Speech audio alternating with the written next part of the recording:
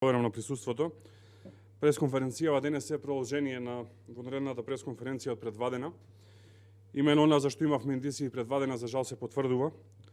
Практично немаме друга европска држава во која што премиер се гледа со главни осумничени во најголем корупцијски скандал во државата. Во ниту една друга европска држава братот на премиерот не остварува координација со главни осумничени во најголемиот корупцијски скандал во државата. Од сега па натаму, рекет не е изолиран случај или системски пропуск, како што сакаше власта да го објасни, туку тој станува државен рекет, каде што премиерот и неговиот брат се вмешани. 2 дена имаме целосен молк од Зоран Заев и Вице Заев. Не објаснуваат што зборувал Зоран Заев на средбата со Катица Јанева во август, откако веќе на целата македонска јавност и беше познато за случајот рекет и беа објавени во јавноста снимките во кои што се гледа торбата Луи Витон и што правил во текот на месеците јуни и јули братот на премиерот Вице Заев заедно со Зоран Милевски Кичеец. Ако е вистина дека Зоран Заев го пријавил прв случајот, како тогаш се гледал тој и неговиот брат со главните осомничени во случајот кој што тој прв го пријавил? 2 дена има свесно одбегнување на одговори и креирање на лажни вести, прозирни спинови, само за да се одбегне одговорот на прашањето што барала Катица Јанева на средба со Зоран Заев и што барал Зоран Милевски Кичеец, веќе осуден на средба со Вице Заев. Имаме јасна потврда од Министерството за внатрешни работи дека осумничените лица во случајот рекет биле под целосен надзор, и тоа видео, фото и аудио. Па јасно се поставува прашањето зошто во судот не се презентираат тонските записи од разговорите кои што овие лица ги правиле. Прашуваме јавно зошто тоа не се прави. Откако Министерството за внатрешни работи вчера посочи дека целокупниот материјал е доставен во јавното обвинителство и дека во истиот, пред да биде доставен, имал увид тогашниот министер за внатрешни работи Оливер Спасовски, поставуваме неколку прашања. Прво, сметаме дека е честно да излезе Зоран Заев лично и без разлика на тоа дали или нема да се презентира аудиоматеријалот во судница, да каже што зборувал со Катица Јанева во текот на месец август.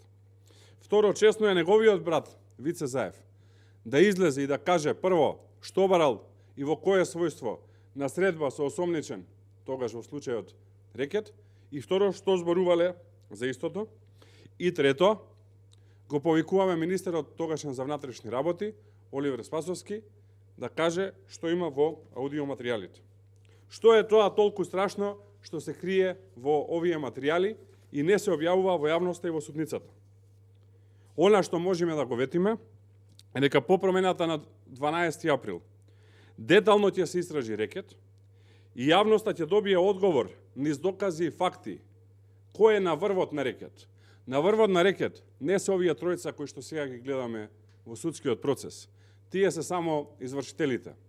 Очигледно е дека наредбодавците и нарачителите, мозокот на целата акција е врвот на СДСМ и семејството Заеви, и после 12 април ни се на транспарентна истрага, ослободеното обвинителство со поддршка на сите други институции, пред се истражните органи, ќе кажат што се крие за целата оваа работа, а во јавноста целосно ќе бидат презентирани материјалите од средбите на овие лица со браќата Заеви и финално од посетата на овие лица на владата на Република Македонија.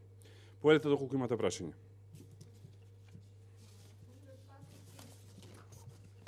Денеска изјави дека ова ќе биде најволканата кампања досега. Како го коментирате тоа? Па за жал би можел да се сложам, но една кампања валкана секогаш ја прави власта, не може да ја направи опозицијата било која кампања валкана, затоа што нема механизми да ја направи валкана. Почеток на валканата кампања е однесувањето на СДСМ. Прво, не се испочитува принципот на прженска влада, од две причини. Опозицијата има само 2 министри, едниот беше разрешен.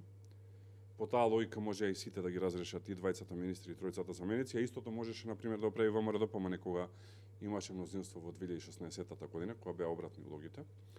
Второ, на министерот за внатрешни работи Најтје Чулев му се блокира целосно работата во МВР. Имено законот е јасен, тој има право да постави 15 луѓе, без разлика дали се тие поместувања хоризонтални или вертикални, односно дали се на иста линија или оддолу или одгоре се спуштаат или се креваат луѓе, и уште 10% од скупниот број на именувања и разрешувања во годините 2013 и 2014 година по хоризонтала. Сите распоредувања кои што Најтје Чулев ги направи по хоризонтала до едно се укинати од страна на владата, што значи дека владата која што Оливер Спасовски ја предводи го крши и овој дел од закона за влада во однос на функционирањето на Министерството за внатрешни работи. Понатака, преку 15.000 вработувања се отворени во овие 2 месеци во услови на формирана техничка влада, на сите знаат кога ти е датум за избори и на јасен договор за избори. Индици за подкуп стигнуваат секој ден. Најранливите категории веќе се посетуваат од гласачи на СДСМ. За ова утре на средба ќе го информирам амбасадорот на ОПСЕ во Македонија и повикувам на засилен мониторинг на изборите од сега, не само на денот на гласање, и сето ова индицира за една паника, за еден страв, а по однос на кампањата, таа неформално е почната, формално ќе почне 20 дена пред избори. Јас се надевам дека СДСМ ќе собере сили да одиме во една фер и честна кампања и да го признаат поразот после тоа. Губили со сите овие работи воопшто смислата на техничката влада, бидејќи со разрешувањето повеќе го немаме двојното подпишување, во ова што велите и вие, не се поставуваат кадри кои што треба да ја вршат таа контрола.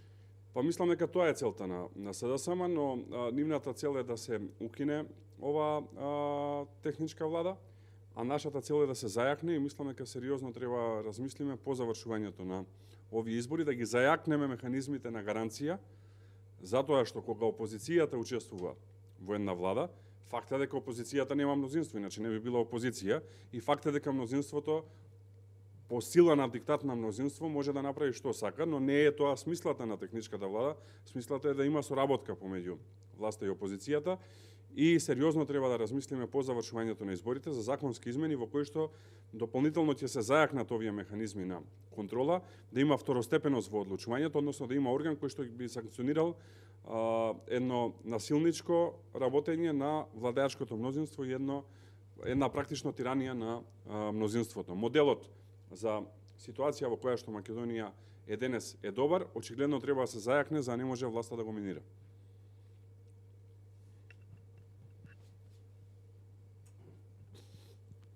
Каква кампања ќе водите вие како опозиција на овие избори? Во моментов сме во дизајнирање на истата, не сме готови за да можам да дадам целосен одговор, можам контури да кажам. Ќе одиме во кампања која што ќе е насочена кон една силна и реална понуда кон македонските граѓани. За жал, во овие повеќе од 3 години имаме целосен застој на економијата, во повеќе од 5 години економска криза имаме целосна нестабилност на општеството. Сакаме да понудиме стабилизација, релаксација на односите, воспоставување на функционален систем на владење на правото и многу проекти и покренување на економијата. Дел веќе најавивме во изминатиот период, најголемиот дел ќе го најавиме во следниот период, така што тоа ќе ни е фокусот. Најголем дел од кампањата ќе биде економија, проекти, нови работни места, владење на правото и нормализација на состојбата во државата. Уште едно прашање со оглед на тоа дека коалицијата технички се затвара со денот на предложување на кандидатските листи. Дали уште е отворена коалицијата, се разговара со други, дефинирано е кој ќе учествува, докаде се работите таму? Разговараме, дури во моментов и денес имаме разговори, можам да кажам две работи. Првата е дека политичките партии кои што се дел од коалицијата Обнова на Македонија остануваат и има политички партии кои што имаат интерес да се приклучат. Дел од тие политички партии досега не се сојузувале со ВМРО или со СДСМ, а дел се во моментот во сојуз со СДСМ. Трајат разговорите, мислам дека многу брзо, не подоцна следната недела ќе можеме да излеземе со целосна слика кои се политички партии ќе влезат во коалицијата Обнова на Македонија, но таа ќе е многу поголема од она што беше досега коалиција на ВМРО.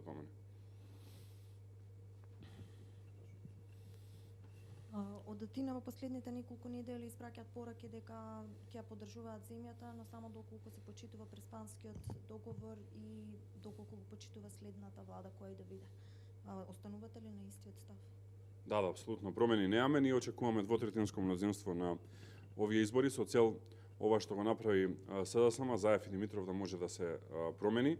Сметаме дека промената на уставот е нешто што прави трајни последици и штета врз Македонија и врз македонскиот народ и тоа е нешто што треба да се промени. Во однос на Атина, ја ги разбирам, подобар договор на СОН не можеа да добијат, празен лист да им дадеше Заев да сами ја си напишат договор, веројатно ќе беше полошо од овој, немаше да им е пријатно сите тие работи кои што ги добија да ги побараат.